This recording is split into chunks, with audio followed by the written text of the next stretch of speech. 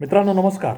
मित्रांनो, म्हशीचं दूध पिलं तर आपल्याला रेबीज नावाचा रोग होईल अशी एक भीती ग्रामस्थांच्या मनात बळावली आणि सगळे ग्रामस्थ हे रॅबीज विरोधी इंजेक्शन घ्यायला दवाखान्यापुढे रांग लावू लागले.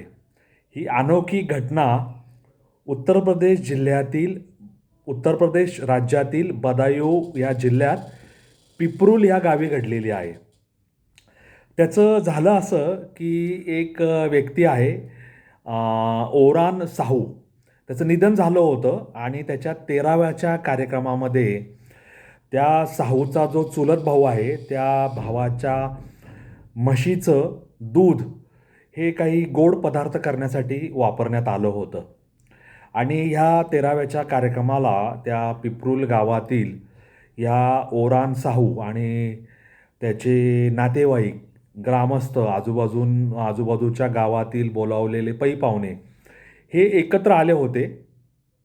आणि आपण जेव्हा 10व्याचं 13व्याचं जेवण लोकांना खाऊ घालतो, त्याच्यामध्ये हा एक दुधाचा पदार्थ त्यांनी तयार केला होता आणि तो लोकांनी ग्रहण केला होता, खाल्ला होता लोकांनी त्या 13व्याच्या जेवणात. आणि झालं कसं, ह्या म्हशीला कुत्रा चावलेला होता आणि 3 दिवसांनी ह्या म्हशीचं त्या कुत्रा चावल्यामुळे जो आजार झाला रेबीज, त्यामुळे निधन झालं. आणि ही म्हैस जी कुत्रा चावल्यामुळे रेबीज झाल्यामुळे मरण पावली, तिच्या दुधातून बनवलेला पदार्थ आपण 13व्याला ग्रहण केला, खाल्ला, म्हणून आता आपल्यालाही रेबीज होईल का काय या आशंकेने लोकांनी, त्या पिपरुल गावातील लोकांनी प्राथमिक आरोग्य केंद्राच्या पुढे रांग लावली, की आम्हाला रेबीज किंवा अँटी रेबीजचं इंजेक्शन द्या, की जेणेकरून आम्हाला पिसाळलेलं कुत्रं चावल्यामुळे जो रेबीज आजार होतो तो आजार होणार नाही. म्हणजे आपल्या लोकांमध्ये, विशेषतः आरोग्य क्षेत्रात अजूनही इतके गैरसमज, इतक्या शंका कुशंका आहेत, की लोक सामान्य पातळीवर थंड डोक्याने विचार करायला तयार नाहीत, की काही पदार्थ आपण पोटात ग्रहण केले तर त्याच्यापासून काय आजार उद्भवू शकतो आणि काय ग्रहण केलं म्हणजे उद्भवू शकणार नाही, किंवा कुठला आजार व्हायचा असेल तर प्राण्याने आपल्या शरीराचा चावा घेणं, किंवा प्राण्याचे दात आपल्याला लागणं, किंवा त्या प्राण्याची लाळ आपल्या रक्तामध्ये मिसळणं, ह्या सगळ्या गोष्टींचं ज्ञान अजून तळागाळापर्यंत पोहोचलेलं नाही. त्यामुळे अशा प्रकारच्या गोष्टी आपल्या समाजासमोर येतात. आता दवाखान्याने सुद्धा जे अँटी रॅबीजची लस घ्यायला आलेले आहेत त्यांना नकार दिला नाही. 250 लोकांना आधीच अँटी रॅबीजचं लस, जो शॉट असतो, इंजेक्शन असतं, ते दिलेलं होतं. बाकीचे लोकसुद्धा रांगेत उभे होते. त्यांनी सगळं कामधंदा सोडून दिला. कुणी रोजावर जाणार असेल, कुणी शेतमजूर म्हणून जाणार असेल, कुणी ट्रॅक्टरवर चालक म्हणून जाणार असेल, कुणी शेतातील कामं करायला जाणार असेल, सगळे लोक अँटी रॅबीजची लस घ्यायला आले. आणि त्यामुळे एक वेगळ्या प्रकारचं असं चित्र आपल्याला दिसून आलं, की जिथं विज्ञानाने सुद्धा लोकांचा जो समज झाला आहे त्याच्यापुढे हात टेकलेले आहेत. आता ह्या सगळ्या प्रसंगामध्ये बदायूंचे जे मुख्य वैद्यकीय अधिकारी आहेत, डॉक्टर रामेश्वर मिश्रा, त्यांनी 247 लोकांचं लसीकरण केलं आणि त्यांनी वारंवार लोकांना सांगितलं, की तुम्ही घाबरू नका. त्या म्हशीला कुत्रा चावला आणि ती रेबीजमुळे जरी मेलेली असेल तरी तिचं दूध तुम्ही त्या पदार्थाद्वारे ग्रहण केलं किंवा त्याच्या दुधापासून बनवलेला पदार्थ खाल्ला म्हणून काही तुम्हाला रॅबीज हा आजार होणार नाही आहे, त्यामुळे तुम्ही घाबरू नका. तरी पण कसं आहे, भीत्या पोटी ब्रह्मराक्षस, आणि शंकेला कुठलंही उत्तर चालत नाही. शंका ही माणसाची, जोपर्यंत तो माणूस समाधान करून घेत नाही तोपर्यंत ती तशीच राहते. त्यामुळे प्रिकॉशनरी म्हणजे होऊ नये, प्रतिबंधात्मक अँटी रॅबीज लस घेण्यासाठी लोकांनी त्या प्राथमिक आरोग्य केंद्रात गर्दी केलेलीच होती. आता आपल्याला माहिती आहे, की कुत्रा चावला तर पूर्वी 14 इंजेक्शनं पोटात घ्यावी लागायची. आता ह्याच्यामध्ये कालांतराने वैद्यकीय क्षेत्रामध्ये जे आधुनिकता आली, आधुनिक बदल झाले, वैद्यकीय तंत्रज्ञान प्रगत झालं, त्यामुळे ह्याची तीव्रता म्हणजे औषध घेण्याची तीव्रता ही दिवसेंदिवस कमी होत गेली आणि औषधाची जी मात्रा आहे ती प्रभावी ठरवण्यात आली. त्यामुळे पूर्वीसारखं 14 इंजेक्शन वगैरे घेण्याची गरज तेवढी अशी राहत नाही.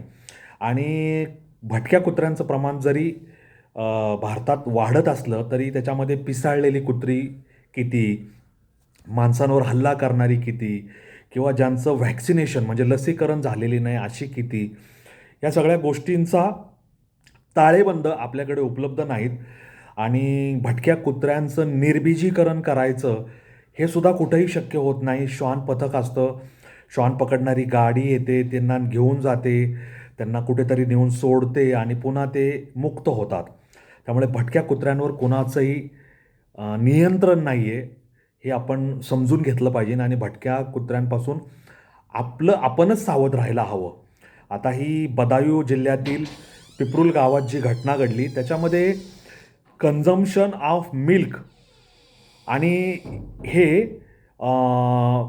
रॅबीज ट्रान्समिशनचं कुठल्याही प्रकारचं माध्यम होऊ शकत नाही असं डॉक्टर अभिजित पावडे जे इंडियन व्हेटरनरी रिसर्च इन्स्टिट्यूटमध्ये काम करणारे शास्त्रज्ञ आहेत त्यांनी स्पष्टपणे सांगितलेलं आहे की milk consumption is not a mode of transmission of rabies. त्यामुळे कुत्र्याच्या चावण्यामुळे होणारा रेबीज हा आजार केवळ त्या म्हशीला ते कुत्रं चावलं आणि तिचं दूध त्या 13व्याच्या कार्यक्रमाच्या पदार्थाद्वारे पोटात गेलं म्हणून घाबरून जायचं ग्रामस्थांना काही कारण नाही.